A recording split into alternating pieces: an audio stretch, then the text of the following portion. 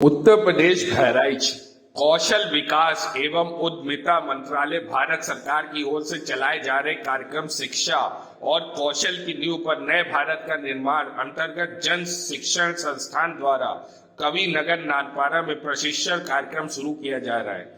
प्रशिक्षण केंद्र का उद्घाटन भाजपा के जिला महामंत्री वरिष्ठ नेता राघवेंद्र प्रताप सिंह टिंकू भैया ने फीता काटकर किया। इस मौके पर बोलते हुए टिंकू भैया ने कहा, पहले की सरकारों में कौशल विकास के लिए नीति पर नियत नहीं थी, इसलिए सफल नहीं हो पाता था। प्रधानमंत्री नरेंद्र मोदी के आने के बाद कौशल विकास को नीति मिली और बेटी पढ़ाओ जैसे कार्यक्रम शुरू किए गए।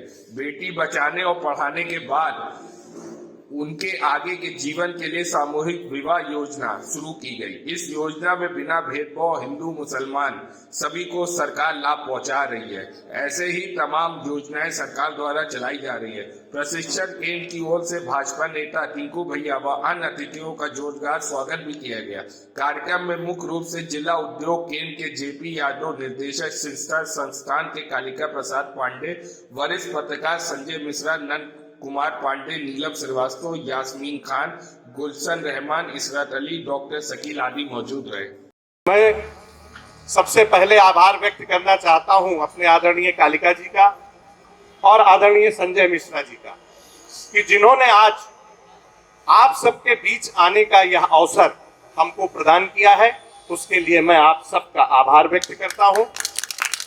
और यहाँ पर उपस्थित बड़ी संख्या में मैं ये देख रहा हूं कि भारत में जागृति महिलाओं के बीच में, बच्चियों के बीच में कितनी तेजी से बढ़ रही है, जबकि यहाँ यह कौशल विकास को प्रोत्साहित करने वाला यह कार्यक्रम है अपना, और इसमें युवाओं में लड़कों की भी भागीदारी होनी चाहिए, लेकिन उनकी संख्या यहाँ हमको कुछ नगण्य सी दिख रही है।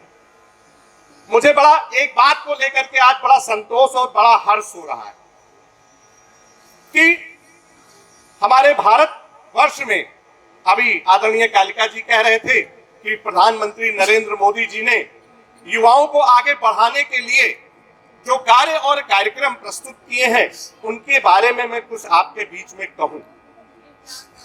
मैं समझता हूं कि आदरणीय प्रधानमंत्री जी के आने के बाद से इस देश में अभी तक जितनी सरकारें थी, उनके पास नीति तो थी लेकिन नियत नहीं थी, कार्य थी लेकिन कार्य योजना को आगे बढ़ाने का मनोबल नहीं था उनके पास। और सबसे बड़ी चीज क्या थी कि महिलाओं के बारे में सोचने वाली सरकार इस देश में नहीं थी। ये जैसा इसके नाम से स्पष्ट है, एक जनपद एक उत्पाद, मतलब हर जनपद के लिए ये उत्पाद अलग है जो शासन की तरफ से डिसाइड है। जनपद बहराइच के लिए गेहूं के डंठल से बनी कलाकृति, जैसे किसी बैंक का लोगो है, किसी महात्मा गांधी की मूर्ति है, कोई सीनरी है, इन सबको गेहूं के डंठल से डिजाइन किया जाता है। इसको बनाने के लिए भी प्रशिक्षण दिया जाता है। इसके अलावा इसी में एक प्रोडक्ट को इस नए वित्त वर्ष में ऐड किया गया है, फूड प्रोसेसिंग यूनिट।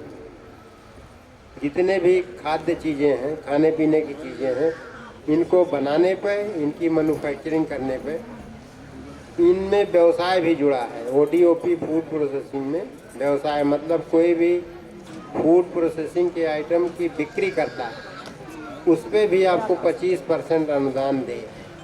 इसमें अधिकतम उम्र सीमा का कोई प्रतिबंध नहीं है। सरकार द्वारा प्रधानमंत्री कौशल विकास केंद्र, जो प्रधानमंत्री का एक सपना है, देश को समग्र रूप से समृद्ध करना और हुनरमंद करना, युवकों को, युवतियों को, उसी के परिप्रेक्ष्य में नानपारा में एक प्रधानमंत्री कौशल विकास केंद्र का उद्घाटन हमारे यहाँ के स्थानीय वरिष्ठ भाजपा नेता भाई राघवेंद्र सिंह के द्वारा आज उसका उद्घाटन किया गया। तो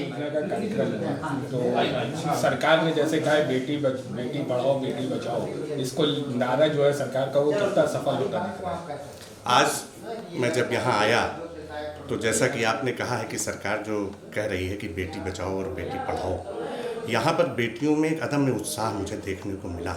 और युवक तो गायब थे, लेकिन वो बेटियां ही मौजूद थी यहाँ, जो हमारे प्रधानमंत्री नरेंद्र मोदी जी का जो सपना है उनके पंखों को उड़ान भर रही थी।